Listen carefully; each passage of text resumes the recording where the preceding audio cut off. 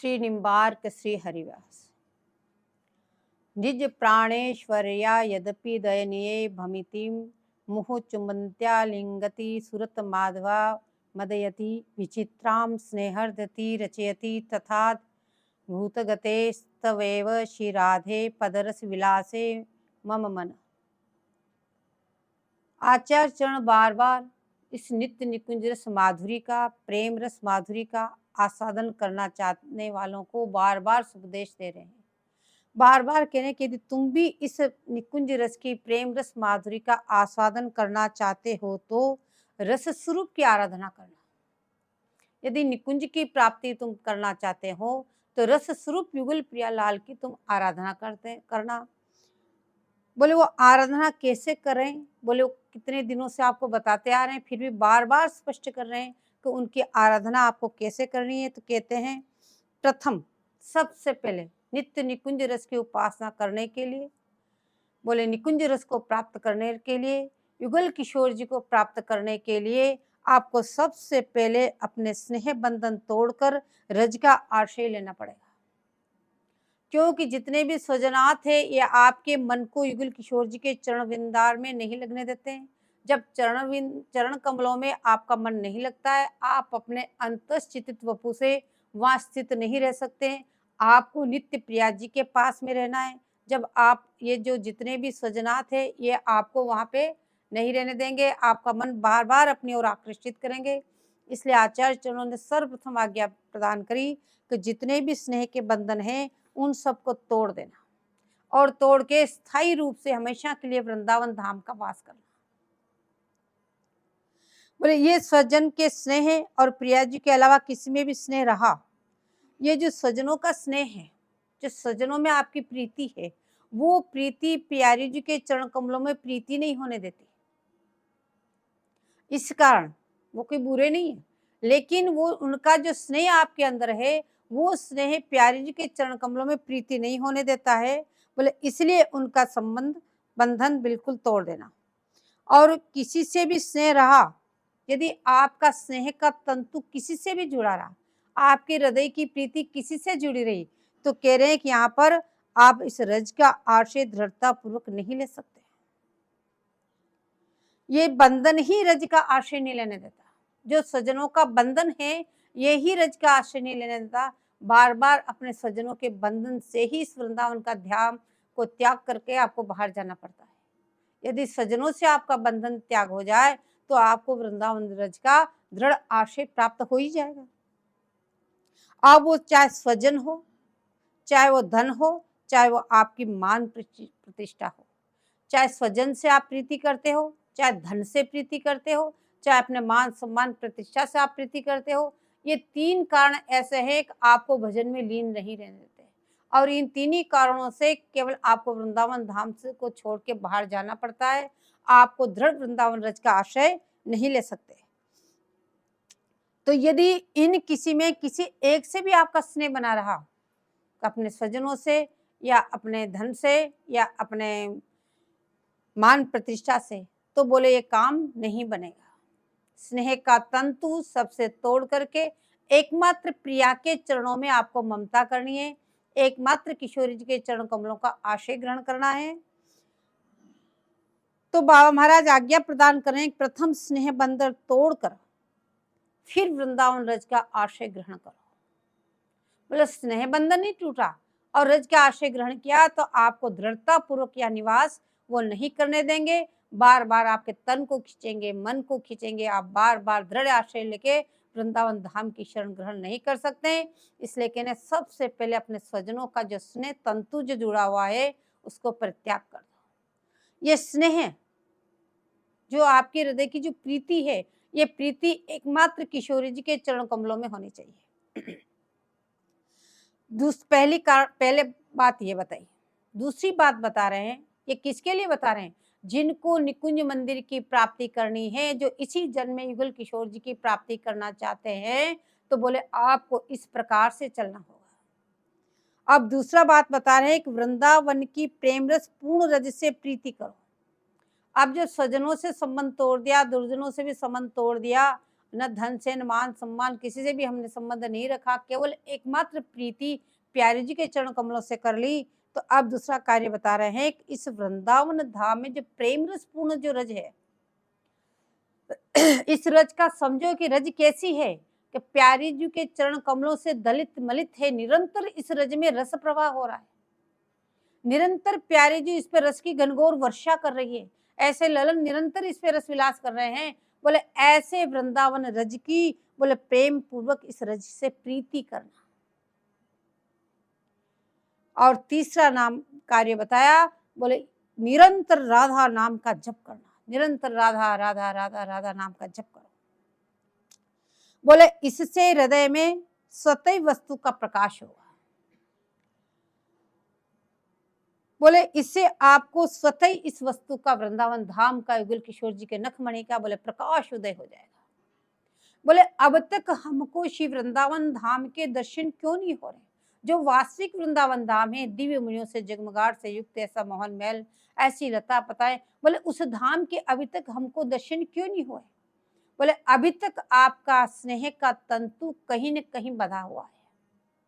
अपने अंदर टटोल के देखो कि हमारा स्नेह का तंतु कहाँ है। बोले इससे हम कैसे पहचाने कि हमारा स्नेह का तंतु कैसा है? यदि किसी से आपका वियोग हो और आपका हृदय कष्ट पाए, समझ लो ये हमारा स्नेह का तंतु है। यदि कोई आपसे रूठ जाए और आपको कष्ट की प्रतीति होती हो, समझ लो कि हमारा स्नेह का तंतु है। न तो क्या, खुश रहे तो हमें क्या, नाराज हो तो हमें क्या, आज है तो हमें क्या, कल नहीं है तो हमें क्या, हमारे तो प्रीति प्यारी जी के चरणों में। तो निरंतर राधा नाम जपो, इससे हृदय में सतु वस्तु का प्रकाश हो जाएगा। और फिर दोनों के पास में रहकर नाम जपते हुए क्या करना है? अपने अंतःस्थित वपु से निरंतर युगल किशोर जी के पास में रहना है और निरंतर उनकी सेवा करनी है। और अंतःस्थित वपु से निरंतर उनका ध्यान करो, हम प्रिया की दासी है। इस संबंध को मत भूलो। बोले इस संबंध को जोड़ने के लिए उन सब संबंधों को परित्याग करना है। हृदय से किसी से भी प्रीति नहीं करनी, एकमात्र प्रिया चरणों से प्रीति करनी है। तो ये भावमय वपु से ही प्राप्त होते हैं। जब आप अंतःस्थित वपु अपने भावना के द्वारा, हम प्यारे जी की सखी है और उनके निरंतर आप सेवा में लगे रहते हैं, तो इस भाव वपु से ही प्यारी जी आपको मिलेगी, इस देह से नहीं। तो तीनों के अलावा ऐसा कोई साधन नहीं जिसको करने से निकुंज रस की प्राप्ति हो। ये तीन आपको बताए हैं और इन तीनों पे कितनी लंबी चौड़ी इतने दिनों की व्याख्या करते आ रहे हैं। कैसे आपको अंतःस्थित वपु से सेवा करनी है, कैसे आपको नाम जपना है, कैसे आपको इन सबसे संबंध का परित्याग करना है, कैसे आपको प्रिया जी के चरणों से संबंध जोड़ना है। ये सारी चीजें आपको लगातार समझाते आ रहे हैं। आज संक्षिप्त में बताया कि इन तीनों चीजों को किए बिना बोले ऐसा कोई साधन नहीं जिसको करके आप निकुंज रस की प्राप्ति कर सको। एकमात्र यही उपाय है। बोले निम्बार भगवान भी इसी बात की उद्घोषणा कर रहे हैं। वो कह रहे हैं स्वभाव तो पास समस्त दोष मशेष कल्याण गुणेक राशिम व्यूहांगिनम ब्रह्म परम वरेण्यम ध्यायेम कृष्णम कमलेक्षणम हरि। बोले निम्बार भगवान बोले किसकी उपासना बता रहे हैं? वो कह रहे कमल जैसे नेत्र वाले भगवान का हम ध्यान करते हैं। बोले कमल नयन भगवान बोले कौन है? बोले और स्पष्ट किया जाए तो स्पष्ट करके कह रहे हमारे इष्ट कौन है? अंगे तु वामे वृषभानुजा मुदा विराजमाना मनुरूप सौभगाम सखी सहस्त्रे परिसेविताम सदा स्मरेम देवीम सकलेष्ट कामदा। बोले वो युगल हमारे उपास्य हैं। कौन से युगल? जो सहस्त्रों सखियों से सेव्यमान है। बोले प्यारी जी केवल सखी से ही मिल सकती है, सखियों का ही वहां प्रवेश है। तो कह रहे जो सहस्त्रों सखियों से जो सेव्यमान युगल है वो हमारे उपास्य है, जिनके साथ बोले उन कमल नयन भगवान के साथ में बोले अनुरूप सौभग छटा से युक्त वृषभानुजा विराजमान है। वाम भाग में वो विराजमान रहती है। कैसे रहती है?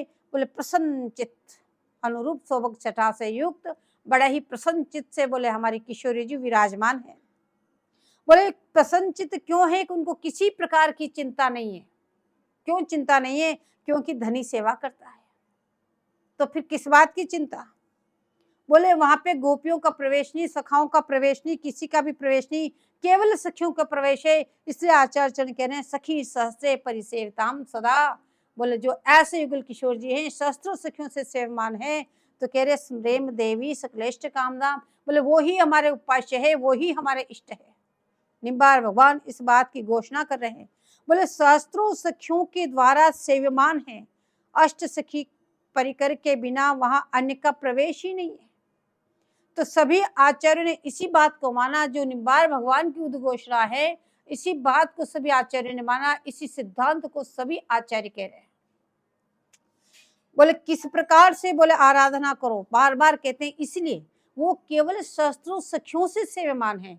सखी के अलावा प्यारी जी के पास कोई नहीं जा सकता, अन्य भाव वाले किसी का भी वहां प्रवेश नहीं है, तो सखी भाव वाले ही वहां जा सकते हैं। तो किस प्रकार से हम सखी भावना करें? बोले पीछे श्लोक में दुकुलम विभ्राणाम श्लोक की जो व्याख्या की, उसमें जैसे बताया, बोले ऐसे ऐसे आप सखी स्वरूप का चिंतन करो। और महावाणी जी में कह रहे हैं, बोले कैसे आपको सखी स्वरूप लेना है, किस प्रकार से आपको सखी बनना है? तो मंजनादि नवसत अवरन तन सजिए मनरंजन सुभवेश विविध सुगंधनि अंग अंगनी में करहूं अलंकृत कुसुम सुकेश। बोले स्नान ध्यान करके, 16 श्रृंगार करके, मंजनादि नवसत अवरन तन सजिए, अपने ऐसे मंगल विग्रह को सजा करके और विविध सुगंधन से अलंकृत होकर के फिर अपनी सेवा सामग्री सजा के, बोले प्यारी जी की सेवा में आपको उपस्थित होना है। तो सखी का जो स्वरूप है वो कैसा होना चाहिए? बोले रागानुगा होना चाहिए। बोले निरंतर अपने स्वरूप को रागानुगा स्वरूप का विचारना होगा। साधक को उसी प्रकार किशोरी भाव की भावना करनी होगी। बोले किस प्रकार से? जैसे ललतादिक सखियां पूर्ण किशोर अवस्था से है, ऐसे साधक अपनी पूर्ण किशोर अवस्था 16 वर्ष की उम्र, बोले हम निरंतर प्यारे जी की सेवा में लगी हुई उनकी सखियां हैं। अब ये भाव सिद्ध कैसे हो? अब निकुंज रस की प्राप्ति कैसे हो? इसके लिए आपको 3 कार्य बताए।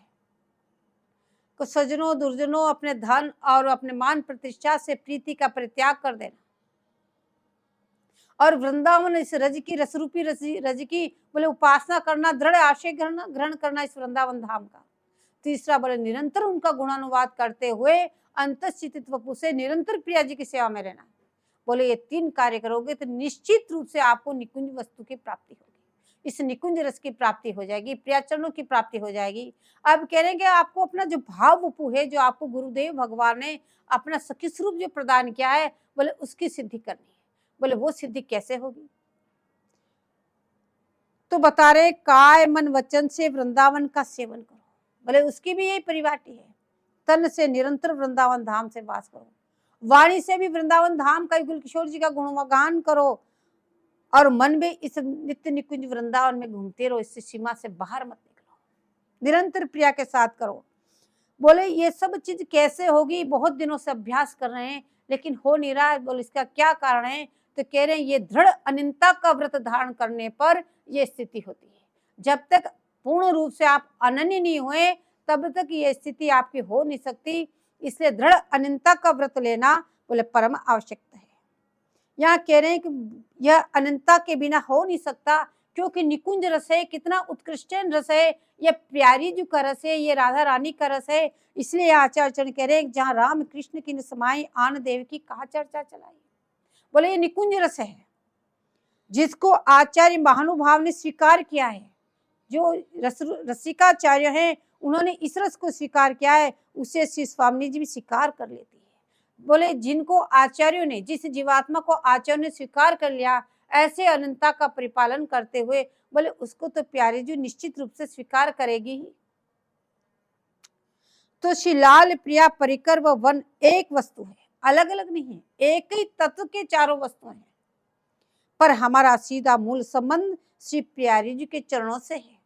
एक ही होते हुए भी हमारा जो संबंध जुड़ा है, बोले हमारे प्रिया चरणों से संबंध जुड़ा है, हमें प्रिया चरणों से संबंध रखना है। बोले प्रिया चरणों के नाते से हमारा संबंध लाल से भी है, वृंदावन धाम से भी है, सबसे, लेकिन प्रधान हमारे प्रिया चरण है, उनके नाते से सबसे संबंध है।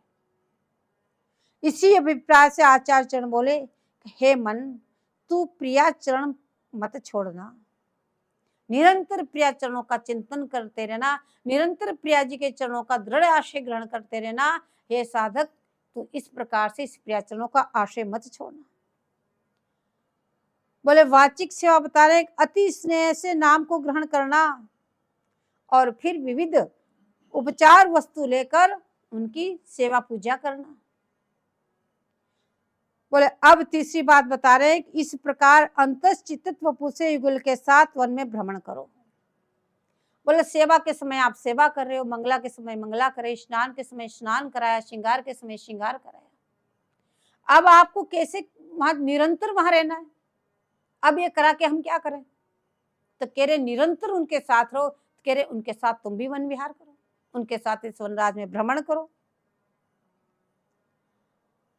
परमानंद संपत्ति को आगे लेकर चलो। बोले कैसे भ्रमण करें? जो परमानंद संपत्ति है, कौन? युगल किशोर जी, उनको आगे करके चलो। वो आपके आगे आगे चल रहे हैं, पीछे आपके गुरु रूपा जी चल रहे हैं, उनके पीछे आप चल रहे हैं। इस प्रकार से चलते हो आप वन विहार करो। बोले कैसे वन विहार करें? तो कह रहे चले तहाते उरन उमैया, विहरत कुंजन कुंजन मैया। इस छवि छटा में डूब जाओ। बोले चले तहाते उरन उमैया और विहरत कुंजन कुंजन मैया। तो आप भी पीछे पीछे चलो, कैसे उमंग में भरे हुए हैं। और कैसे चल रहे? चाल मराल दिए घर बैया, तिरछी चितवन निरखत छैया। हंस गति को विलज्जित करते हुए चल रहे हैं, दोनों गलवैया दिए चल रहे हैं और तिरछी चितवन से अपनी छाया विलास को देखते जा रहे हैं। निकुंज में हर चीज सजदानंद गण स्वरूप है।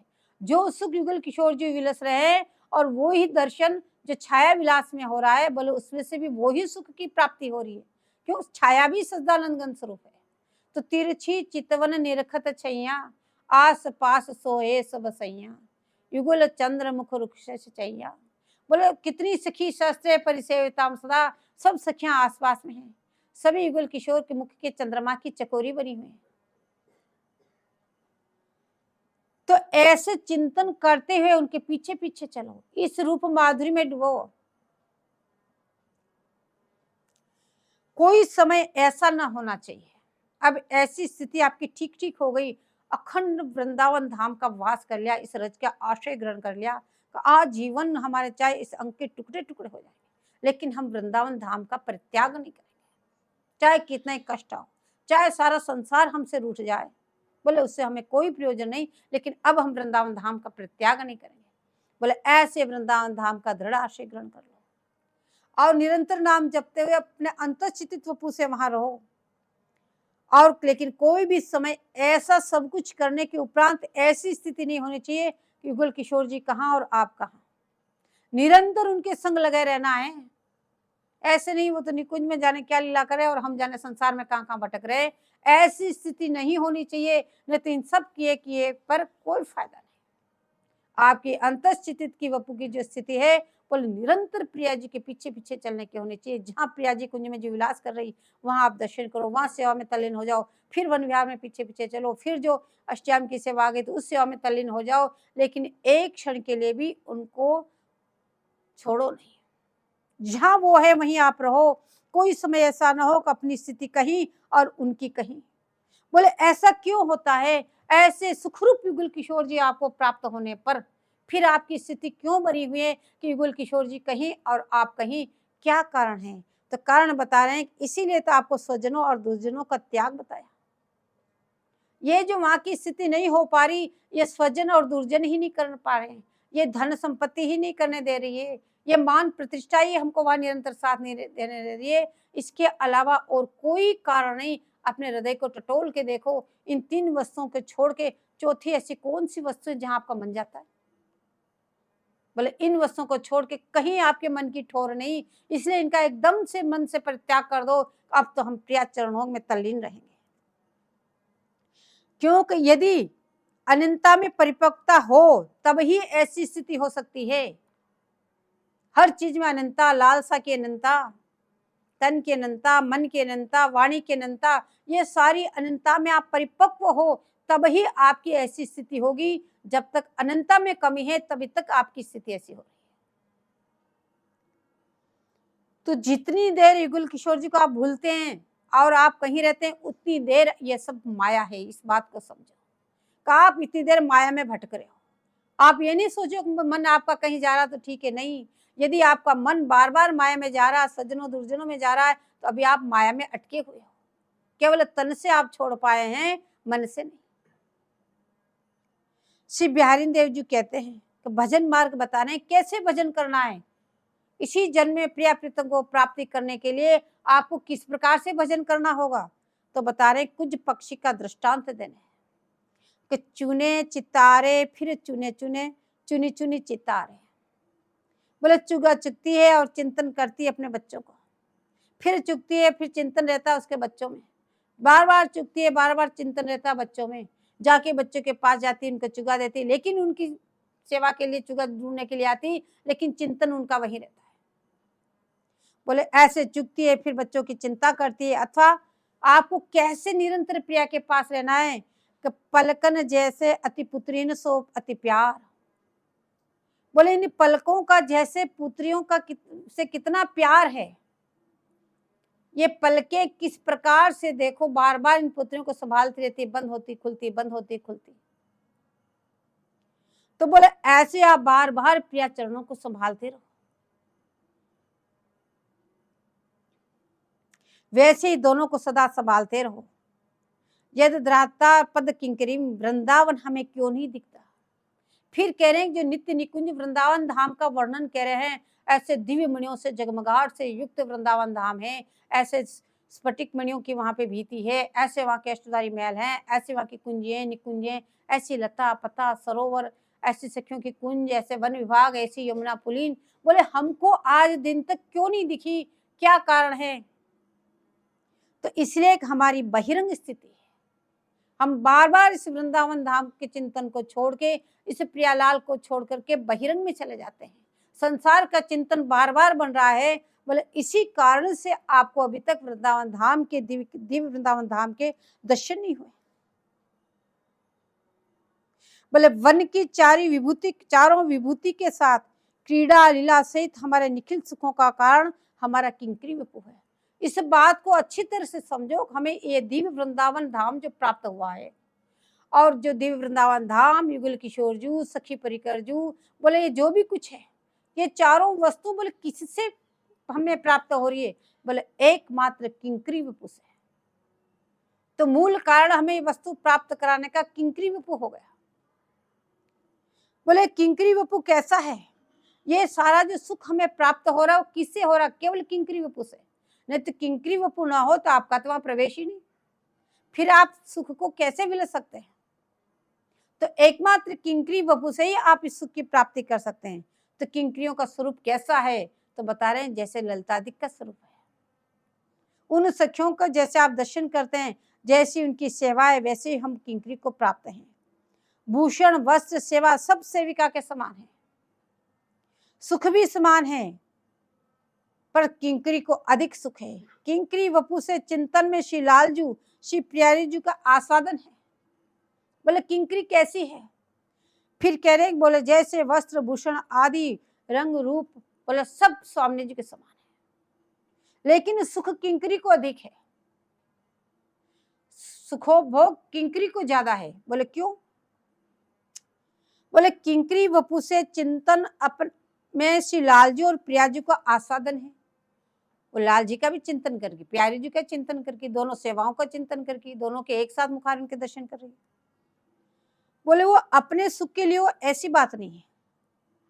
किंकरी कोई अपने सुख के लिए उनकी सेवा नहीं कर रही कि हमें सुख प्राप्त होगा, हमें उनको दर्शन करने से हमें बहुत सुख मिल रहा है, या हमें उनकी सेवा करने से हमें सुख की अनुभूति हो रही। यदि स्वसुख का आ गया तो किंकरी भाव ही नहीं।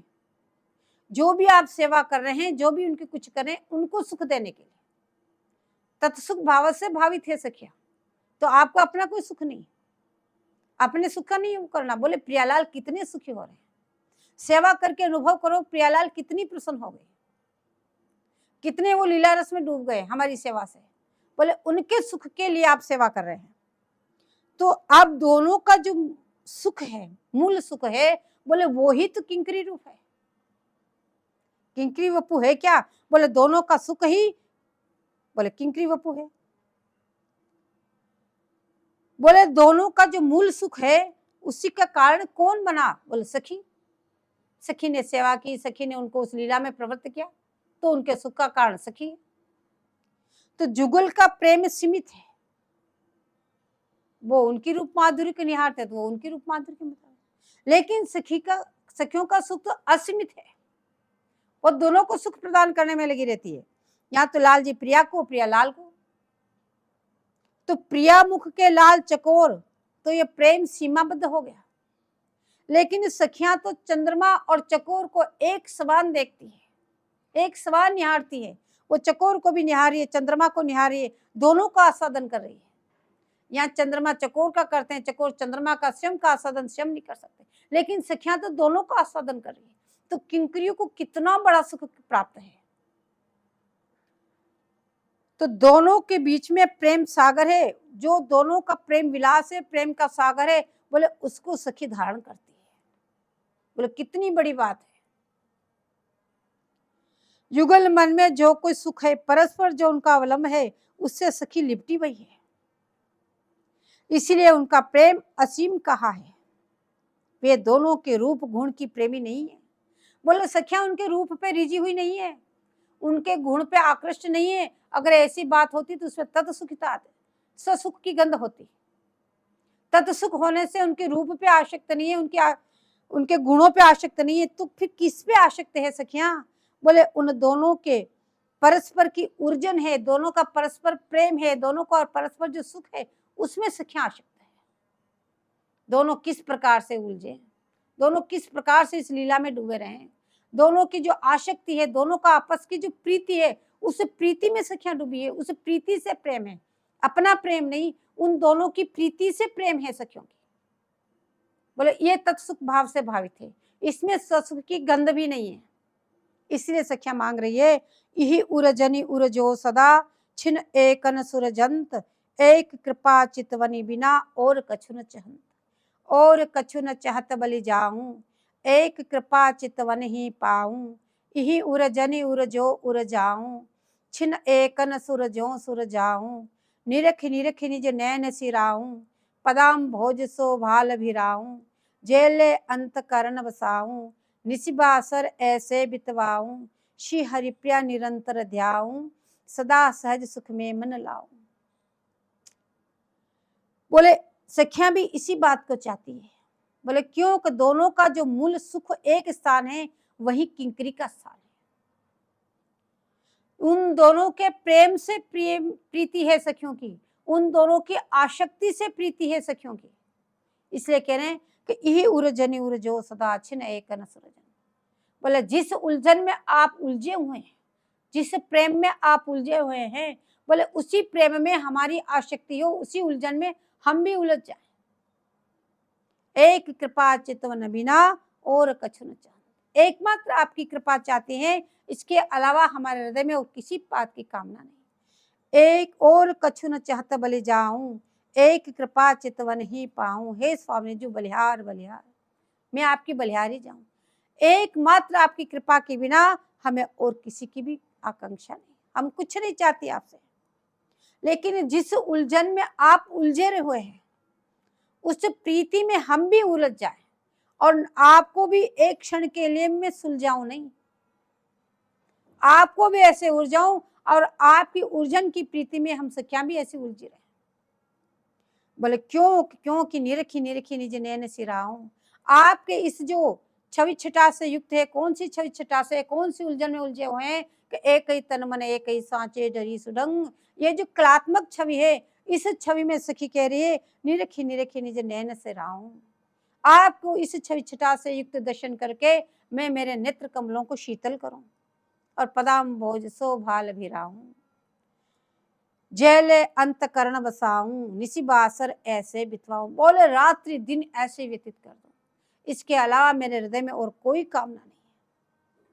आचार्य चरण कहते हैं श्री बिहारी दास जी महाराज के तरनी तरंगनी में परे उर्जे बार सिवार, पेरत सास सखिन के अति आवर्त विहार, शमित निवारत कर धरत कबहु लावत तीर, बिहारी दास हुलास मन देत अधीरन धीर।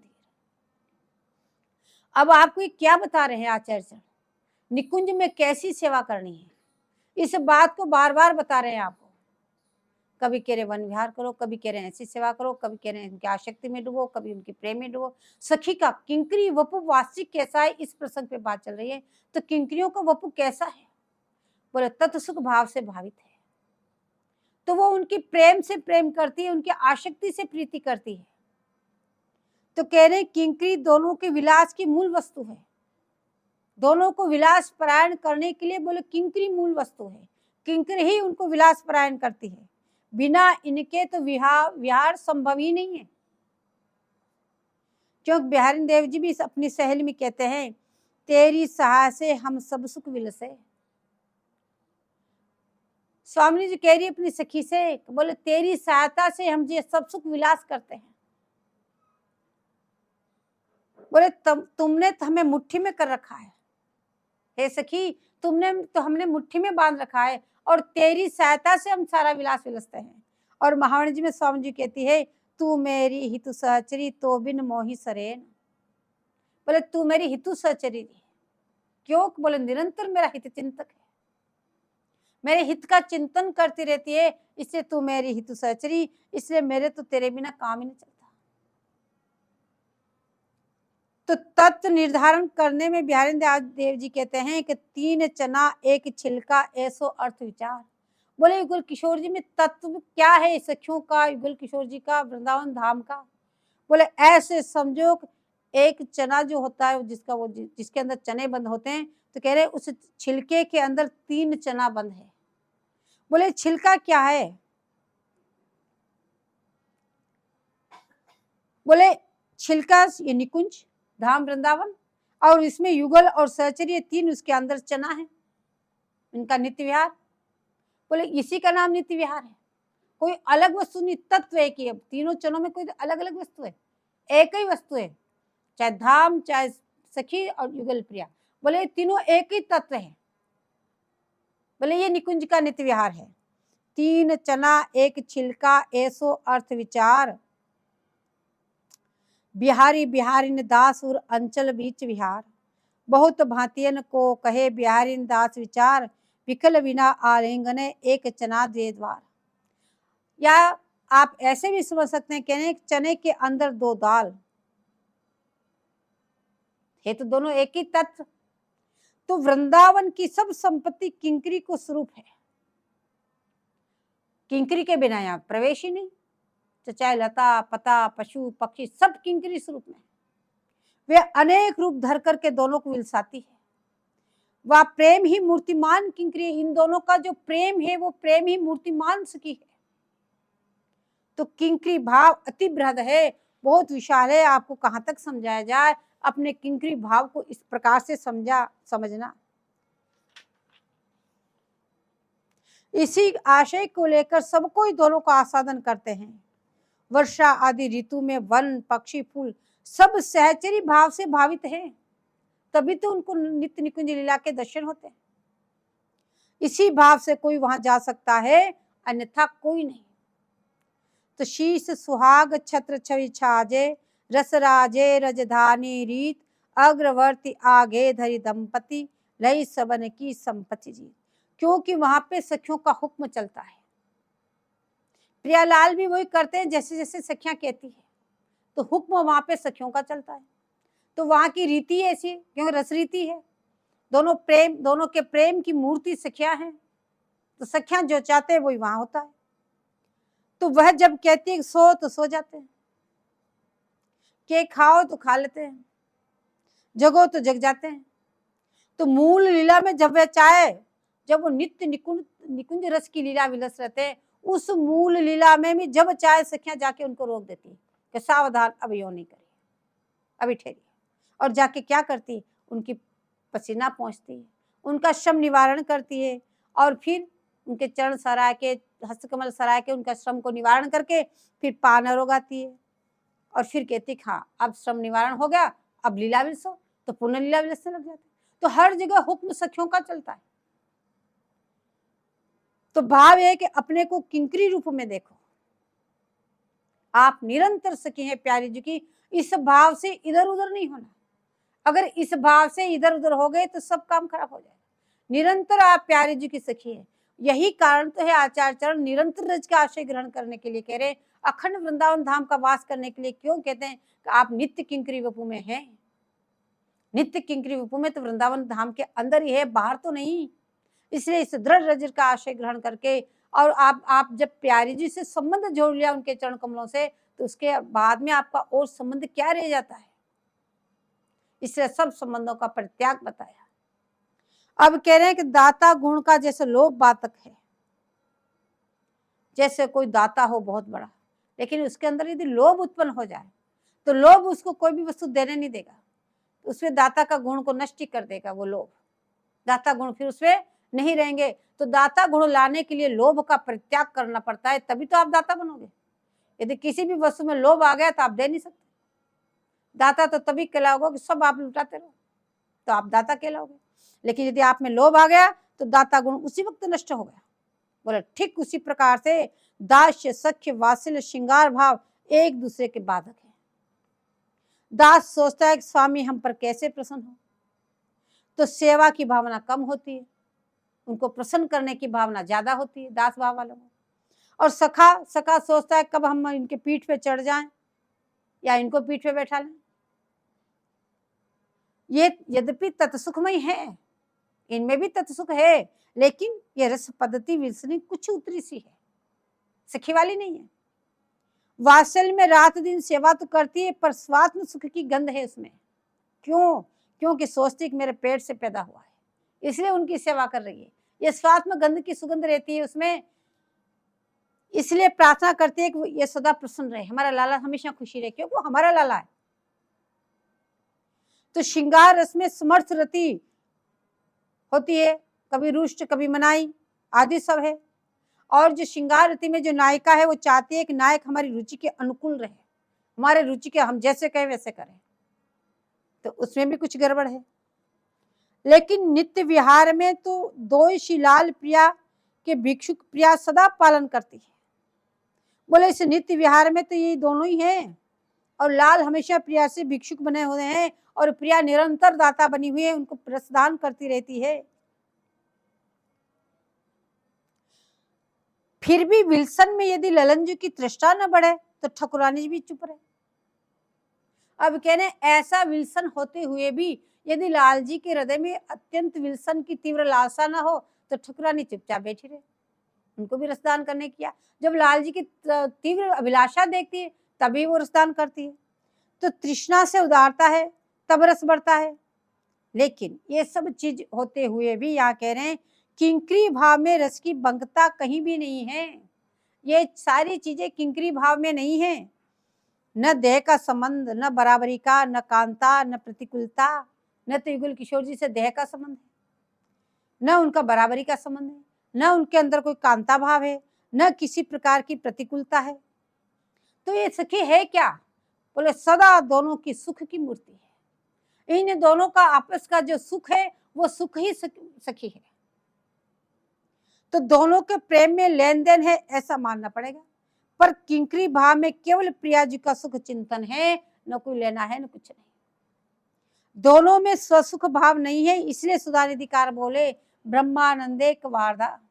और आगे कहते हैं कि राधा दास्य ममयास्य ये प्रयतते गोविंद संगाशया मोयम पूर्ण सुधा रुचे परिचयम राकाम विना कांक्षणी किम च श्याम प्रवाह वारी लहरी बीजम न ये तो विदुस्ते प्राप्यापि महामृताम बुद्धि महो विदुम परम प्राप्नुयु।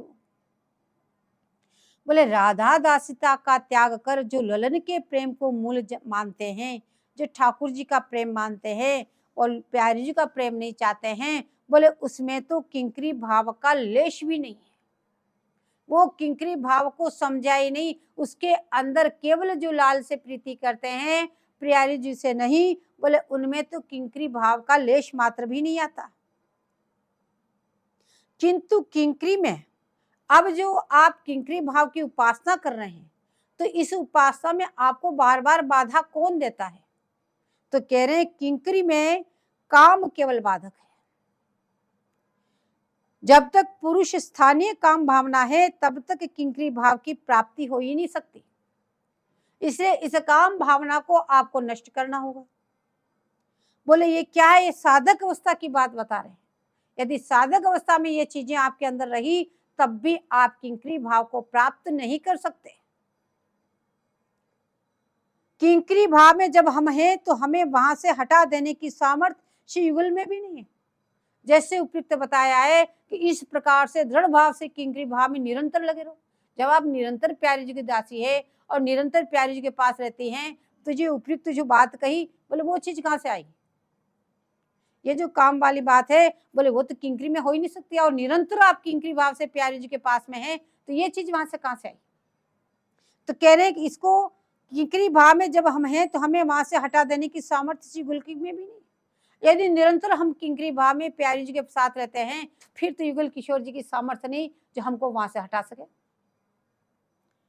किंकरी भाव नेक भी हिलाए डुलाए नहीं सकते हैं। यही युगल की दाता है, सेवा की दाता है। इनको किंकरी भाव में हटा देने की सामर्थ्य युगल किशोर जी में नहीं है। जय जय श्री हरिव्यास।